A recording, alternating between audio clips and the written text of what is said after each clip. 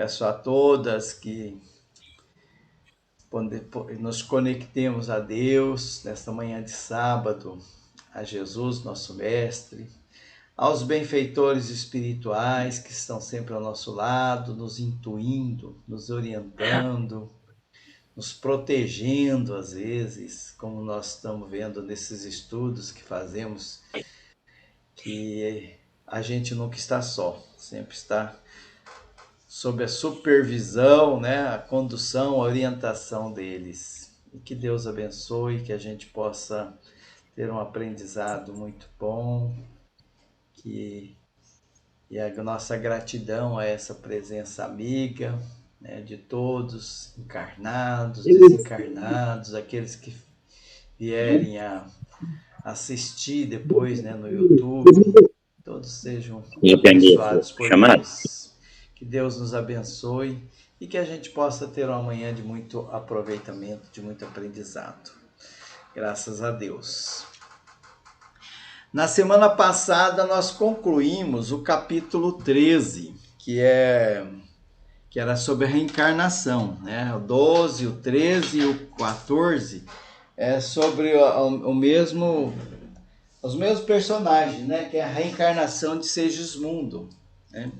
Então nós tivemos todo aquele processo de conhecimento do drama vivenciado por esses três, o suporte do Alexandre, a sua equipe, e no primeiro a gente conheceu a história, o drama que eles vivenciaram, no segundo os preparativos para a reencarnação, a dificuldade que o Adelino tinha para aceitar a reencarnação do Segismundo, e nós conhecemos um pouco mais sobre essa vivência no mundo espiritual, sabendo que às vezes lá no mundo espiritual a gente combina as coisas, faz uma combinação, como é que vamos caminhar, como é que vamos nos entender, né? Faz até alguns compromissos, como foi feito entre o Adelino e o Segismundo, para aparar aquelas mágoas, aqueles ressentimentos que eles carregavam, fruto do drama que eles vivenciaram, lembrando que o Segismundo assassinou o Adelino numa reencarnação passada, para ficar com a esposa dele, que é a Raquel. E a Raquel acabou no prostíbulo, o Adelino também depois veio a desencarnar. E no plano espiritual eles começaram essa aproximação para poder aparar essas arestas. E foi combinado então que Segismundo reencarnaria como filho de Adelino e a Raquel, o segundo filho deles, que já tinha uma criança, um menininho. E nesse capítulo 13, no finalzinho, houve a concepção, né, houve a gravidez, né, começou o processo inicial da gravidez, como é que aconteceu, todo o suporte que foi dado a eles pelo plano espiritual. Então, e nesse 14 nós vamos então ver como é que é o processo de gravidez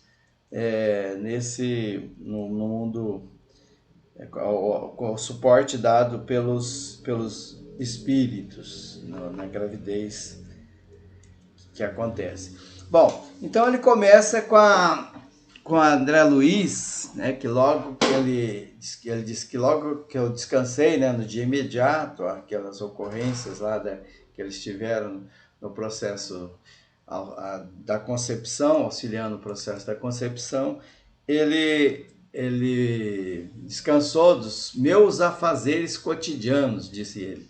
Então, isso aí nos leva à reflexão que o André Luiz, ele usa do período dele de folga, né, que ele já tem obrigações lá no nosso lar, e nesse período que ele não está atuando em alguma frente de trabalho no nosso lar, então ele vem para um aprendizado mais ampliado. Curioso que é um cientista que já na última encarnação que ele teve aqui na Terra, ele era um pesquisador, um cientista, médico.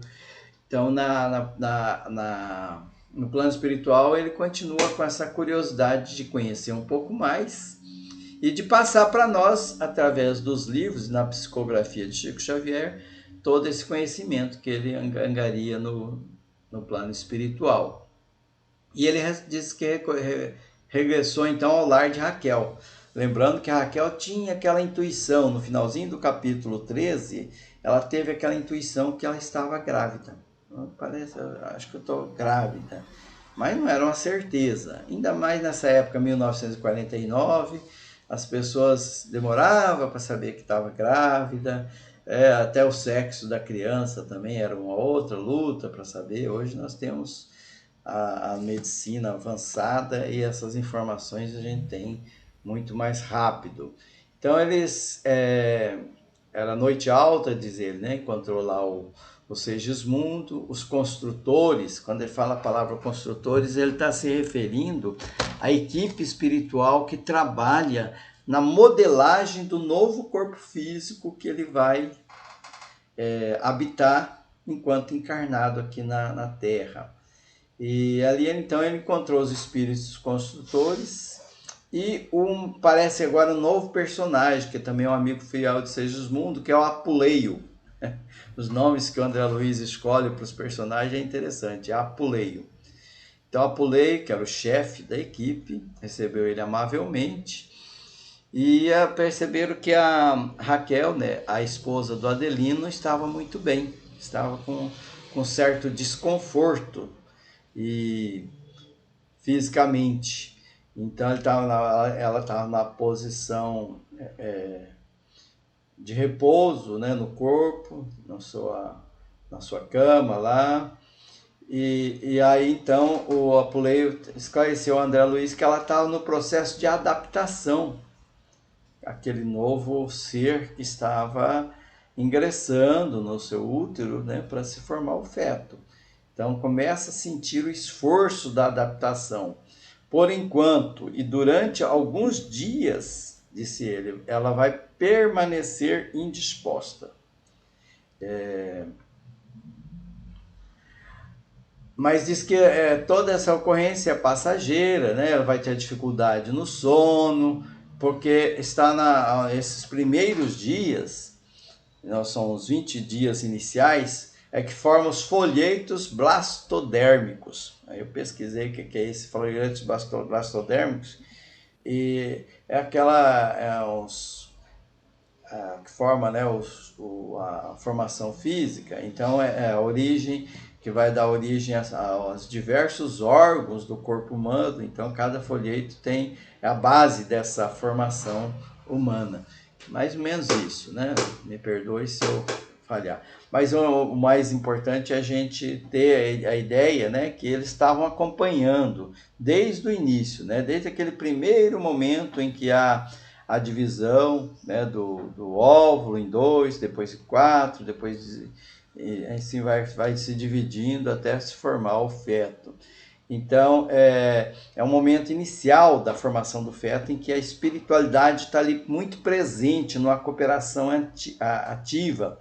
Ele usa até uns termos aqui para comparar com a arquitetura que nós usamos aqui, e diz que então ele estava sendo esculturado para aquela engenharia orgânica, o corpo do novo corpo do Segismundo. Aí ele estava assim, muito otimista, né? Até o chefe estava bem humorado e falou, explicando para o André Luiz que a formação desse corpo físico é uma estrutura assim, bastante complexa, delicada, e que é o corpo carnal. Então é preciso que eles tenham bastante serenidade, bastante conhecimento para uma formação segura desse novo corpo.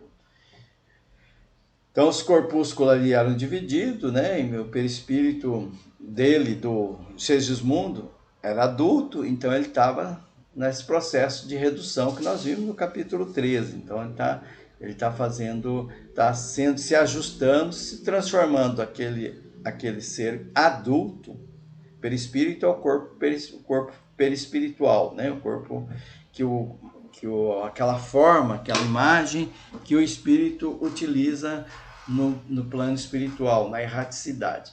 Então ele estava se diminuindo e estava ali, então se tornando então um bebê. Então ali estava surgindo as células filhas, né, que é essas folhas que nós vimos no slide anterior, em que dá origem aos diversos órgãos do novo ser que vai aparecer ali. Muito bem. Então era uma tarefa assim, bastante metódica, assim, né? Que a espiritualidade tinha uma equipe enorme ali acompanhando para que desse tudo certo. Ele fala um pouquinho aqui nessa parte também sobre a questão, né, do aborto. Né? O aborto que às vezes pode acontecer, né, num processo reencarnatório. Então eles têm um cuidado muito grande para que não haja nenhuma falha e que haja o compromisso de todos. E ele escutava toda aquela situação e ele explicou que quando há um acompanhamento assim da espiritualidade, dificilmente ocorre um aborto, né? Geralmente a ideia é que se dê tudo certo, né? Raramente verifica, né, na esfera de ação dos espíritos ali, aqueles abortos espontâneos que a gente já ouve falar. Em regra geral, ele diz, né, os abortos que ocorrem por recuo dos pais terrestres. Às vezes os pais não quer aquele filho e provoca o aborto. Então, as ações levianas, né, o uso inadequado do corpo, bebidas, droga, a própria situação emocional, todos os excessos que os faz muitas vezes até consciente, né, que isso vai prejudicar a criança, pode causar então esse abortamento na criança.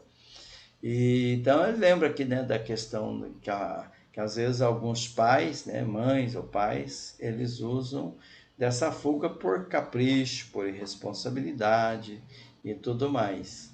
Às vezes acontece isso. Lembrando sempre que cada caso é um caso, sabe?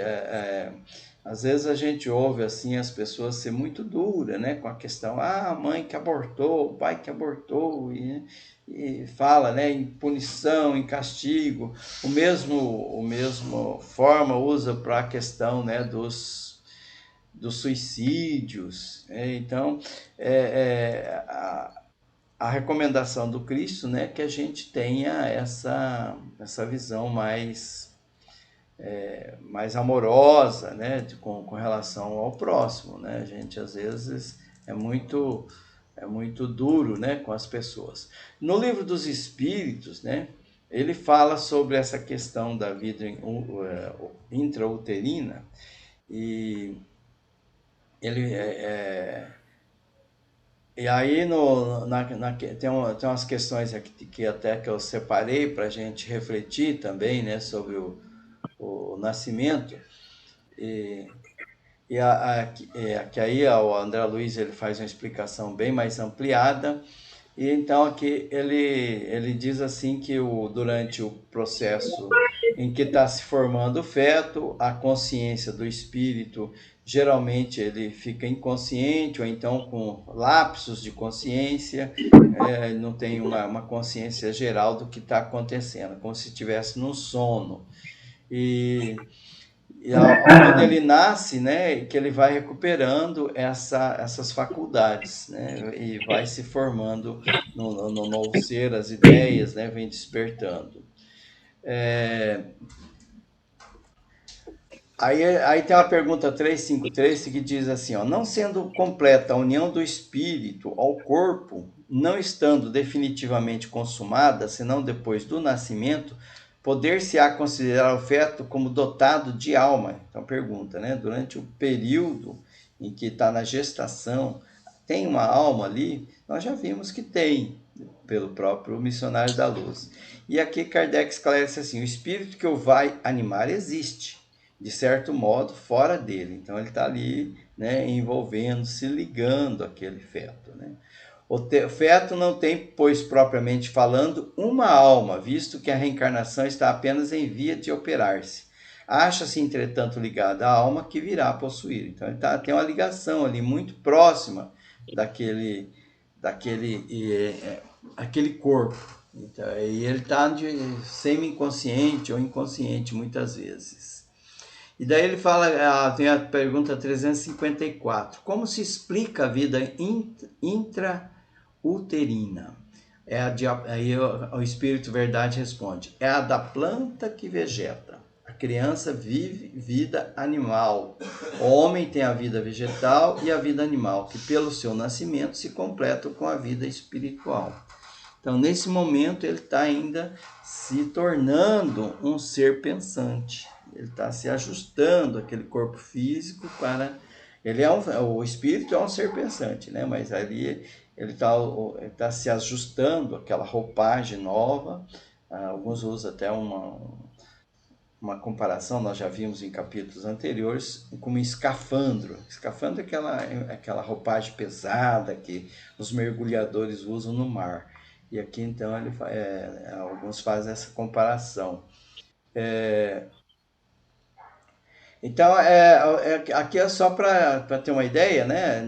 Depois vem a 355, 356, fala sobre o natimorto e fala sobre o aborto, fala bem assim, ó, que consequências tem para o espírito o aborto? Aí o espírito responde: é uma existência nulificada que ele terá de recomeçar. Então, o aborto é um desperdício de tempo, né? Um desperdício de energia. Nós vimos que tem toda aquela preparação para reencarnar e tudo mais.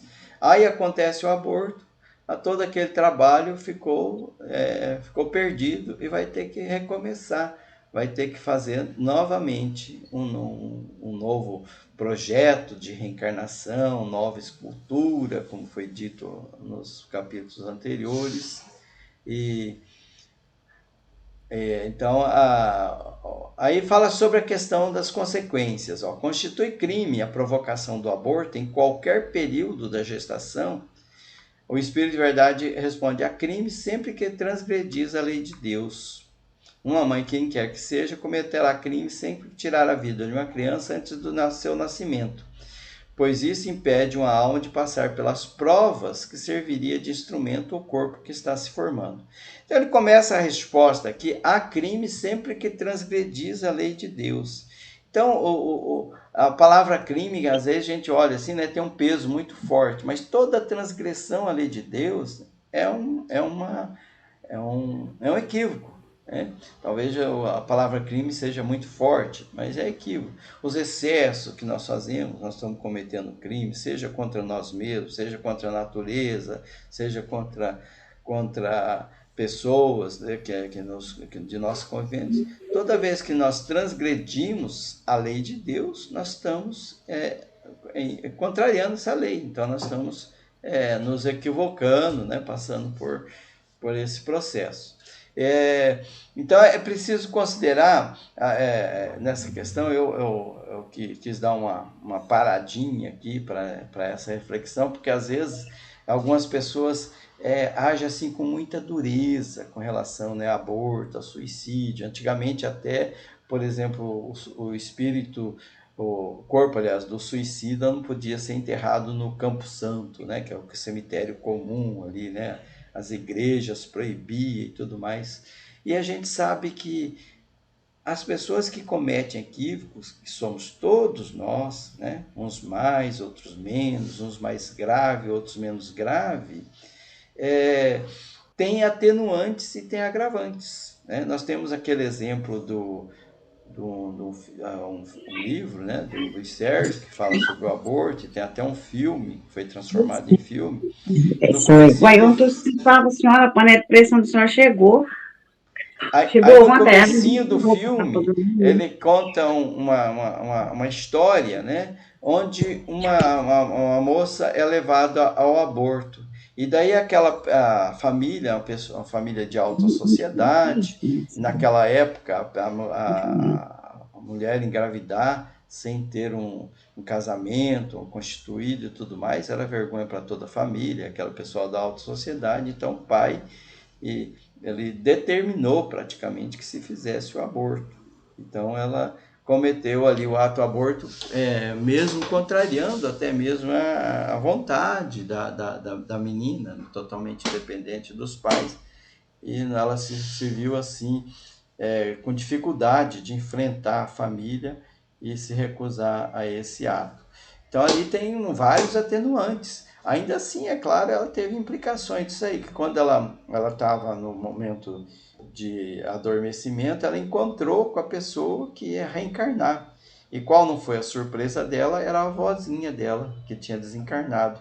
E a avózinha lembrou dela, né? Que ela sempre cuidou muito da neta e tal, eram muito próximas. E ela tinha se feito um compromisso de voltar através da reencarnação como filha da sua neta. E com esse ato impediu que isso acontecesse.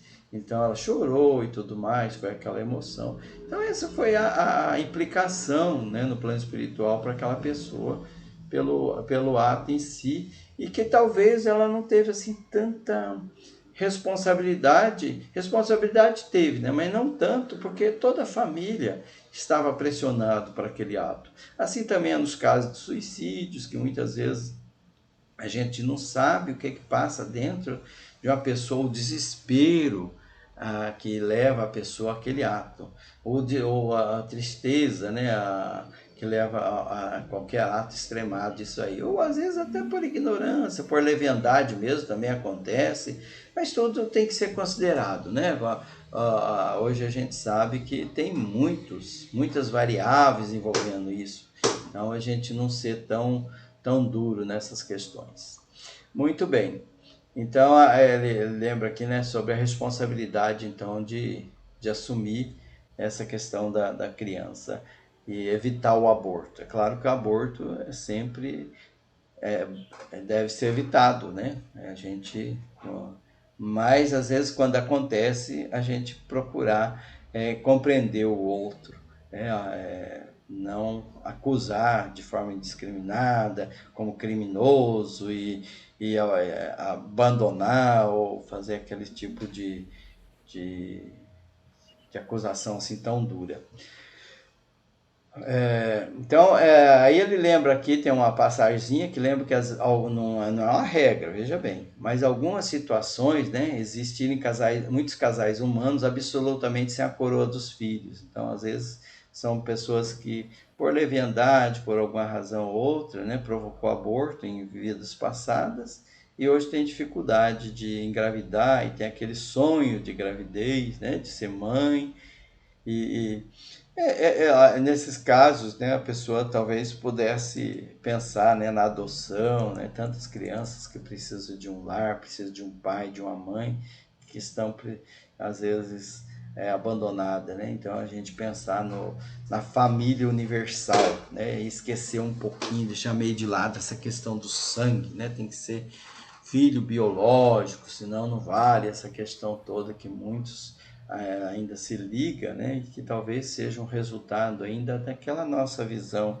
antiga, né, de tribos, de orgulho, né, de vaidades que tínhamos de antigamente, e a gente procurar amar a todos, como Jesus nos ensinou. Até aqui tudo bem? Alguém quer comentar alguma coisa? Né? Ou vamos para frente? Tudo certo? Então vamos para frente. Todo mundo quietinho. Muito bem. O André Luiz ainda questionou uma outra questão que às vezes a gente também questiona. Como é que é aquele elemento masculino, né, o esperma, qual que é que escolhe, né, o óvulo, qual que vai, né, primeiro, né? A gente sempre tem a ideia de que é o mais forte, mais ágil e tudo mais, né? Então o André Luiz faz essa pergunta. E o problema do elemento masculino mais apto? Aí Alexandre, né, esclarece que eles é uma questão energética, afinidade magnética, porque aquele óvulo ele vai se unir com aquele elemento que tem mais a ver com os compromissos reencarnatórios que já foram programados no plano espiritual. Então não é sempre aquele mais ágil, mais apto. É uma afinidade que atrai ele para a concepção. Então, porque, veja bem, no próprio caso do Segismundo, nós vimos que tinha algumas particularidades. Por exemplo, que quando ele atingisse a idade adulta, ele poderia vir a ter um problema cardíaco, fruto de heranças, né, reencarnatórias, de coisas que ele fez no passado, talvez a ver com o assassinato que ele cometeu, né, que foi a facada e tal, do Adelino, que talvez teve essa implicação dele ter dificuldades nessa área, na área cardíaca.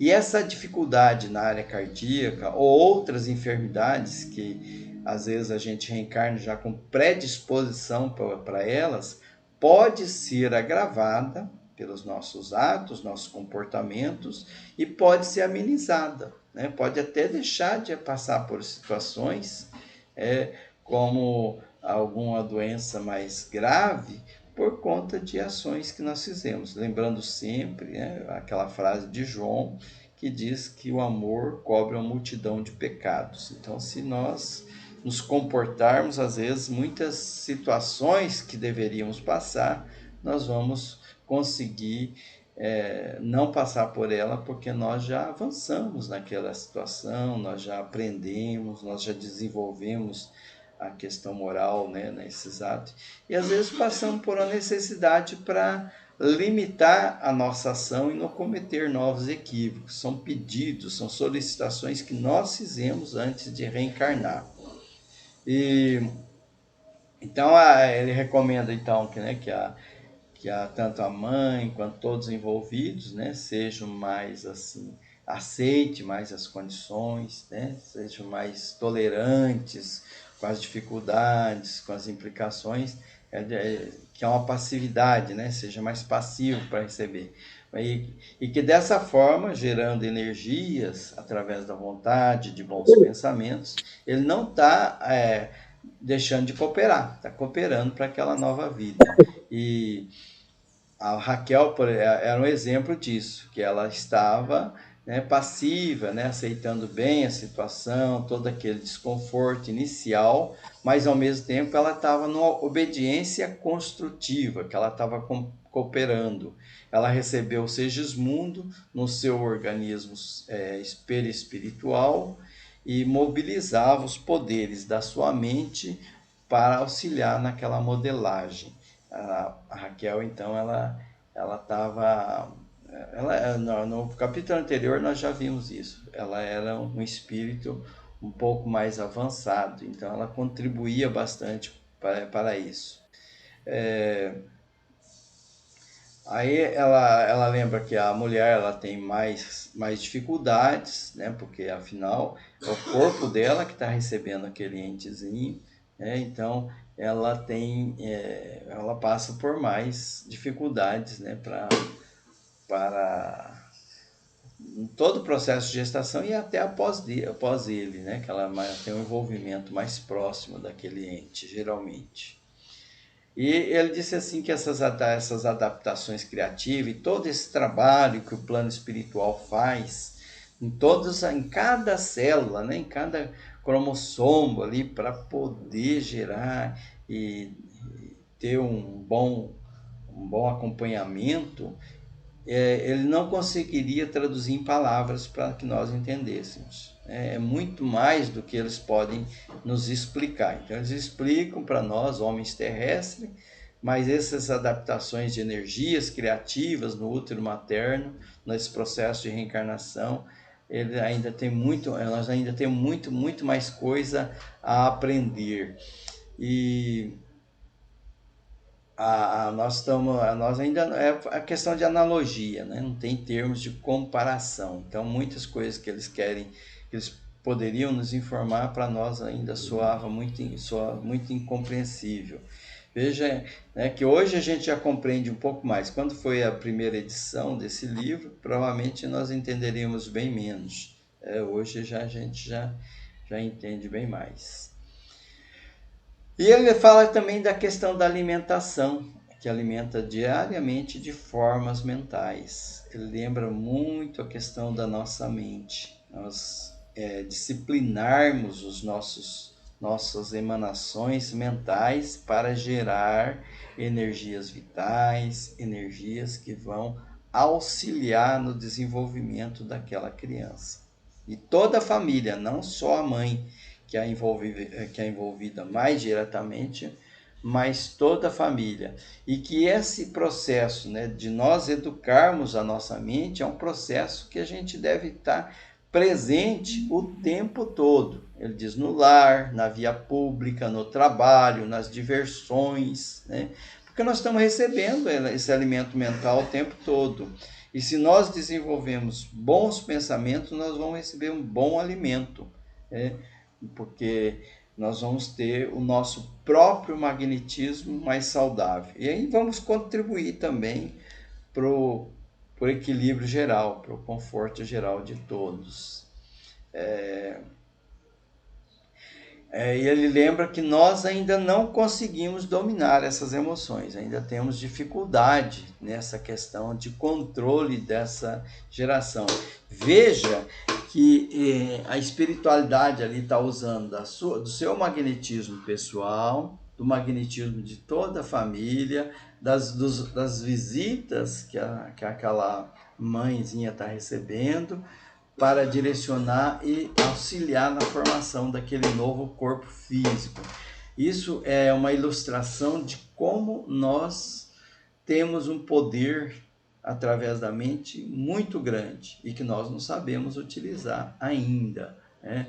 Mas um dia nós vamos conseguir evitar muitas situações, criar muitas situações boas através desse controle emocional. Tanto nos livrar de muitas dores, muitos sofrimentos, muitas enfermidades através dessa geração. Hoje a gente já usa limitadamente, mas a gente já consegue usar, já consegue fazer curas, né? Tem processo de curas espirituais, de melhoria em várias áreas, e é tudo isso através dessa matéria mental. E essa matéria mental tem muito a ver com a nossa modificação no campo moral. Desenvolver a boa vontade é através desse caminhar mais voltado para a nossa melhoria moral, para desenvolvimento do auto-amor, do amor ao próximo, que a gente vai melhorando e conseguindo gerar boas energias, as energias anímicas, energias vitais. E aí, então ele lembra, até para exemplificar um pouquinho isso e trazer para o nosso campo de entendimento, que olha, a importância do pensar. Não vê você, por exemplo, que às vezes você discute com alguém ou tem um desconforto, um aborrecimento qualquer com alguma pessoa, e quem que sente isso? O fígado. Ué, mas o que tem o fígado com aquele atrito verbal que eu tive, com aquela altercação que eu tive com a outra pessoa?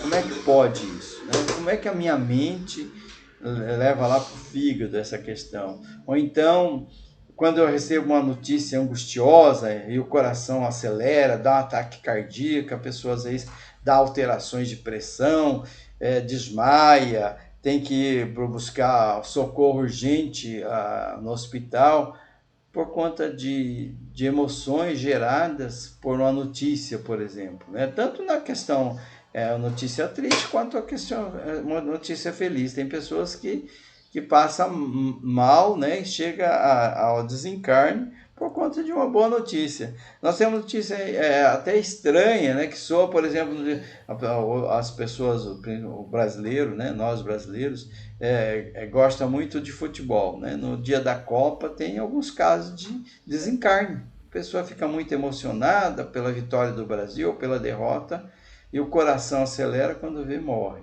Então, a nossa mente, ela tem um poder muito grande sobre nós mesmos, sobre o nosso ambiente e sobre o próximo.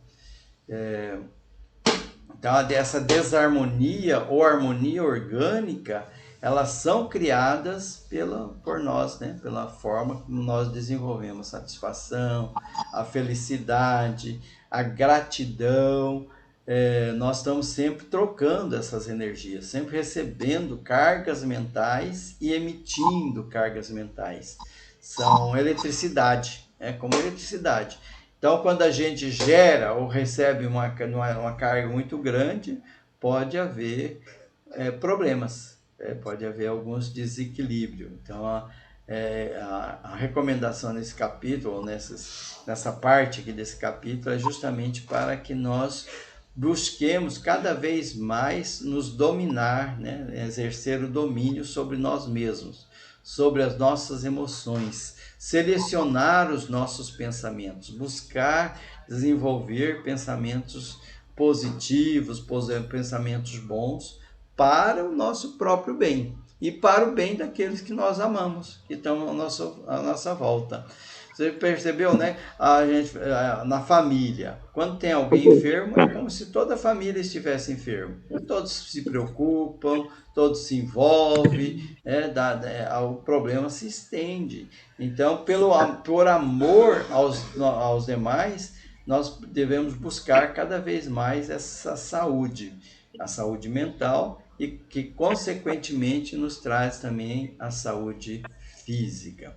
Então, são as explicações que o Apuleio, que era o coordenador ali daquele trabalho, estava dando a André Luiz.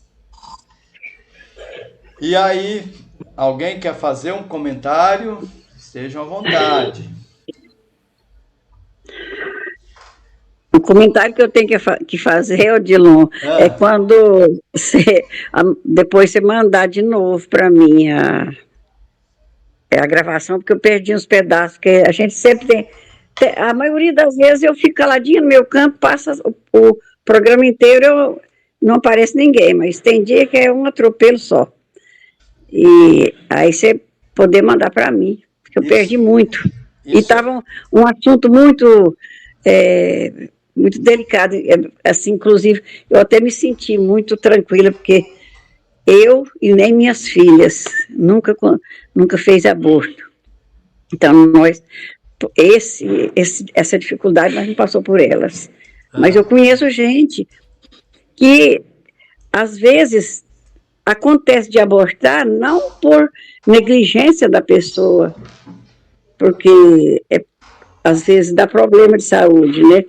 Tem uma parente nossa mesmo que quase que abortou a criancinha dela. Foi uma luta, a gravidez inteira, mas ela lutou o que ela pôde. E segurou a bebezinha e está aí a bebezinha, tranquila. Agora, eu tenho uma neta que ela nasceu de 5 meses, a mãe não conseguiu segurar. Mas, graças a Deus, ela não nasceu perfeita, mas teve problemas no hospital. Hoje ela não anda, mas está aí, cumprindo a determinação de Deus, né? Mas ela lutou muito, lutou o quanto ela pôde. Mas isso, no caso, é desígnio de Deus mesmo. Que ela tinha que, certamente, a menina tinha que passar por isso, né? Sim. Nasceu de pouco mais de 5 meses. Para ver, né? Então, provavelmente a espiritualidade estava ali, controlando, agindo, né? Ele nasceu perfeitinha, Odilon. Perfeitinha, mas faltou UTI, ela deu parada cardiorrespiratória, perdeu um lado do cérebro. Faltou, a gente fala que falta oxigenação no cérebro, né? E daí... secou o nome do cérebro. Os neurônios... Só um nome. Os neurônios são componentes eletrônicos, né? Eles queimam, né? Entram em curto-circuito, daí eles se apagam, né? Ela é inteligente, ela ainda é uma criança, 19 anos, uma criança inteligente, conversa, fica feliz, fica alegre quando vê as pessoas que ela ama, mas não dá conta de andar. São as dificuldades, né, que às vezes a gente tem que passar, né, os desafios do aprendizado. E serviu muito de aprendizado, porque essa mãe dela mudou demais, ela mudou, como diz o ditado, da água para o vinho. Então, aquilo que Era às muito, vezes a gente era acha que é uma, um mal, é um uma grande menina bem. rebelde, era menina rebelde demais. Hoje ela é uma menina muito diferente, pessoa muito mais assim, muito mais religiosa, sempre ela tem fé em Deus hoje. Antigamente não, para ela, se Deus existisse, bom, se não existisse, bom também. Agora, serviu demais para a mãe. A gente vai, os caminhos, né, que Deus encontra para nos tocar, para que nós desenvolvamos o amor, o alto amor, porque às vezes a gente tem dificuldades, tem barreiras que criamos por conta de experiências do passado, e então vem algumas situações que nos levam a repensar. E a gente tem que pensar que essa vida aqui na Terra é passageira, né? Passa rápido. São E como experiências. passa rápido. São experiências, né? E Uhum. quanto à questão sua aí, né, de visitas, é sinal que a senhora é muito amada, né? Graças a Que Deus. bom, que bom, né? Mas as minhas visitas do sábado, ela sabe que eu tenho esse O pessoal sente programa para ouvir, eu não saudades. vejo desse jeito, não. Sente saudades da dona Lalinha. É isso aí. Então nós estamos aqui, né, refletindo sobre essa questão do autodomínio, né? Dominar as emoções, dominar os pensamentos, controlar. Eu estar no comando de mim mesmo, né? É um desafio grande, né? Às vezes falando assim, né? Como eu não tenho comando sobre mim mesmo? Não tenho, né? Nós nos deixamos levar, às vezes, por várias situações, né? Perdemos a calma, nos desgastamos, entramos em estresse, em depressão, outra hora ficamos muito estressados, ou então muito desanimado, ou muito ansioso. Então tudo isso é falta do quê? Autodomínio. A gente ainda tem dificuldade nessas áreas íntimas. Então esse capítulo nos leva a esse convite também a nos olhar mais, nos manter mais, né, reflexões, as meditações e tudo mais. Então ele esclarece assim, né, que essa contribuição auxilia muito no desenvolvimento do feto. Mas é claro que quando não tem, eles também têm os mecanismos de atuar para que ocorra, né, a formação do jeito que é para ocorrer. Então, às vezes, nós encarnados não contribuímos, não ajudamos positivamente, muitas vezes, mas sempre tem a atuação da espiritualidade para nos auxiliar. E às vezes, né, as pessoas à volta, né, pode exercer um desequilíbrio, né, no óvulo, e isso pode causar dificuldades para a ação da espiritualidade nesse trabalho de geração, né, desse novo ser. E ele lembra uma outra coisa que também parece bastante interessante, que cada célula tem o seu individualismo magnético, né? Tem o seu campo de vibração própria, hoje já fala até em células que tomam decisões. Então é muito estranho, né? Muito estranho. Nós temos trilhões de células e cada célula tem seu próprio magnetismo. E daí então a necessidade que nós temos, né, de lançar esse olhar, né, para melhorar a nossa sintonia magnética e melhorar o nosso caminhar aqui na Terra e contribuir para que essas células tenham um bom desenvolvimento. Aí ele faz até uma comparação aqui, ó. Se a mulher pode exercer a sua influência decisiva na escolha do companheiro, né, na fase assim do namoro e tudo mais, geralmente utiliza, né, dos encantos e tudo mais para escolher aquela pessoa que ela acha que vai dar certo. Aí diz também a célula feminina, na maioria das vezes, pode exercer a sua atuação na escolha do elemento que a fecundará. Estamos falando então, né, da formação, não só na inicial ali, né, da fecundação, da concepção, mas em todo o decorrer, né, da geração dessas células mães que vão gerar determinados órgãos pela sua própria reprodução. Então, aqui então ele fala um pouco, né, sobre essa questão da ciência, que não é o nosso domínio, né? Então, mas que é interessante a gente saber que eles estão antecipando coisas que foram descobertas só mais tarde.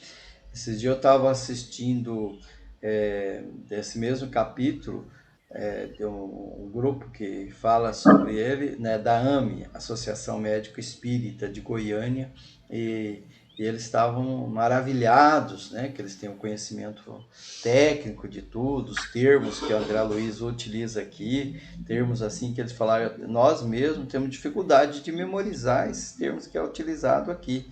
E Chico Xavier, com a 4ª série, né, também, né, não teria condição de ter todo esse conhecimento. Então aí é mais uma prova muito forte, né, da existência do mundo espiritual e da sua comunicação com o mundo físico nosso aqui. Isso vem mais uma vez, né, nos reforçar e dar certeza que a morte é uma ilusão, né, que a vida continua, que os espíritos estão sempre por aqui, os nossos entes queridos, eles não se desligaram de nós, estão sempre por perto, a gente pode conversar com eles, pode falar para eles, né? Kardec tem uma citação, ele fala bem assim, você pode entender até que você está sentado assim no sofá ou numa cadeira ao seu lado, aquela pessoa que você está sintonizada com ela, seu ente querido está ali ao lado, pode conversar com ele, né? Ele não vai responder da forma como a gente fazia aqui na Terra fisicamente, mas você vai ter os seus lampejos de intuição, né? E você vai poder se comunicar com aquele ente querido. Então, isso é possível o tempo todo. Então, esses livros, eles nos trazem essa certeza. Bom, nesse momento, então, veio um grupo de pessoas, né, e pedia para a Pulei para visitar a Raquel, né?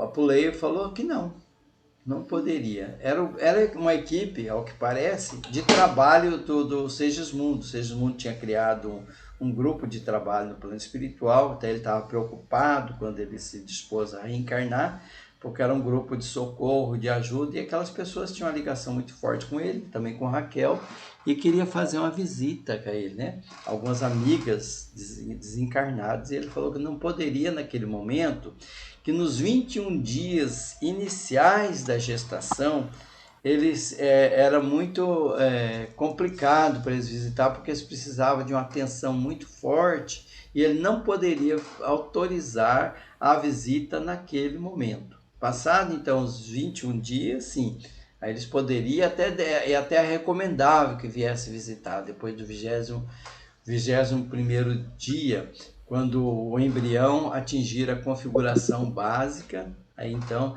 mães e filho vão conseguir ausentar-se do corpo com mais facilidade e poderão até se comunicar com aquelas pessoas que ali vieram. Então eles entenderam a recomendação, aceitaram, né?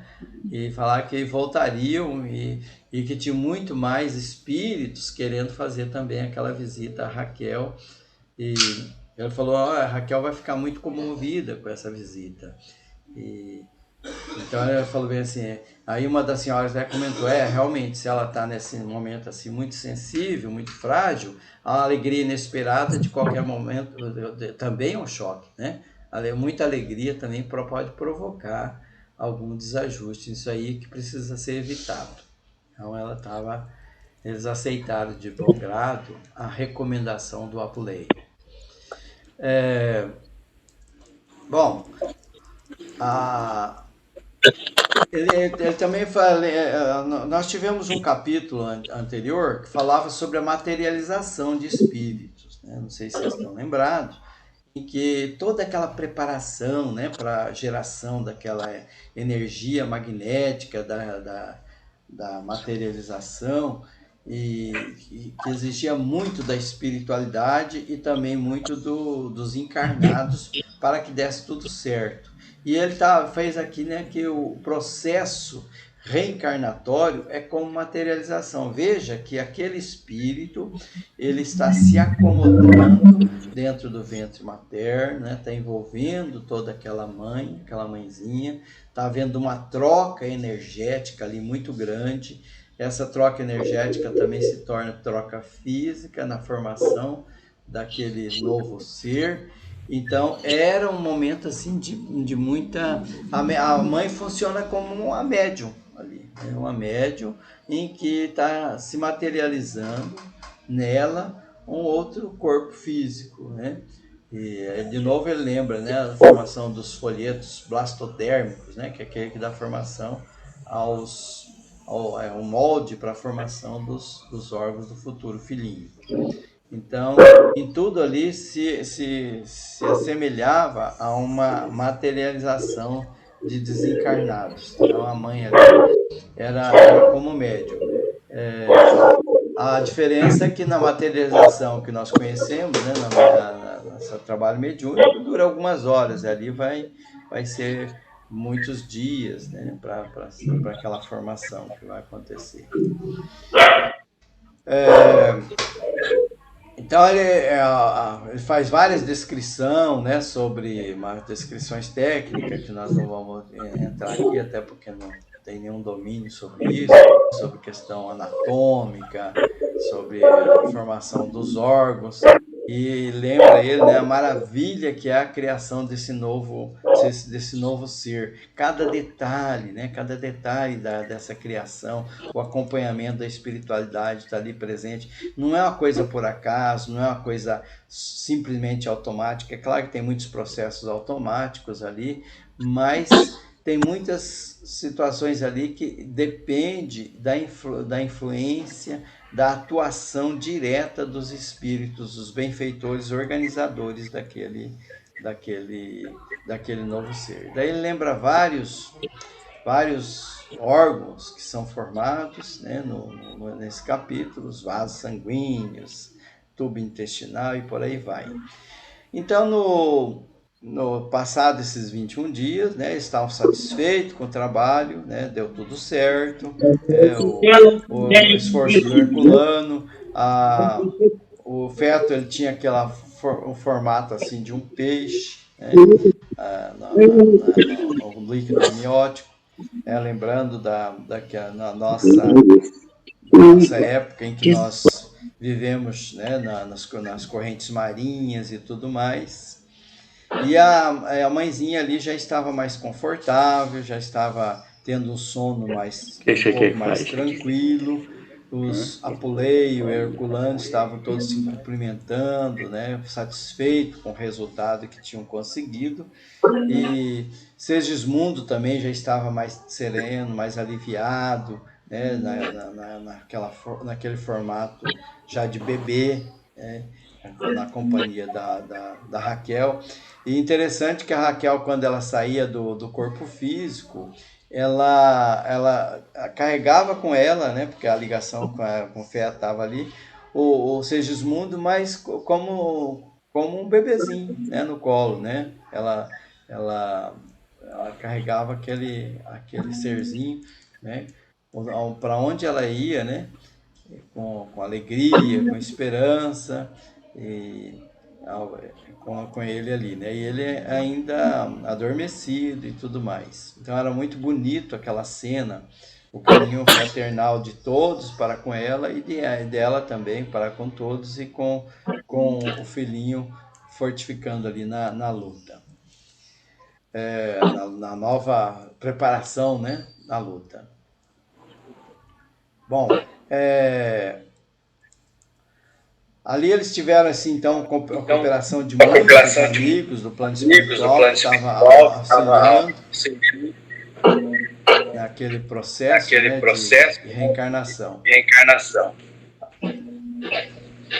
Aí ele falou ele esclareceu uma questão que nós já ouvimos falar, que é a questão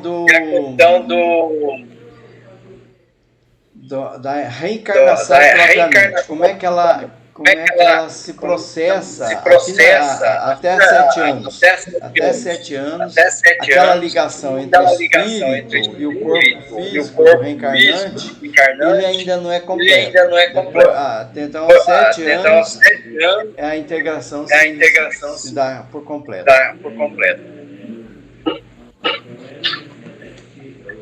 Muito bem. Pessoal, nosso tempo está acabando, está faltando só um minutinho. O Google vai nos tirar do ar a qualquer momento. Então nós vamos encerrar por aqui. Já avisou aqui que está faltando 1 minuto. Menos de 1 minuto. Então, muita paz para todos. Deus abençoe. Eu vou mandar o vídeo depois para que se recorde. Amém. Que Deus abençoe a todos. Uma semana maravilhosa para todo mundo. Para todos nós, Não esquece de mandar para mim, porque o meu dia hoje foi turbulento.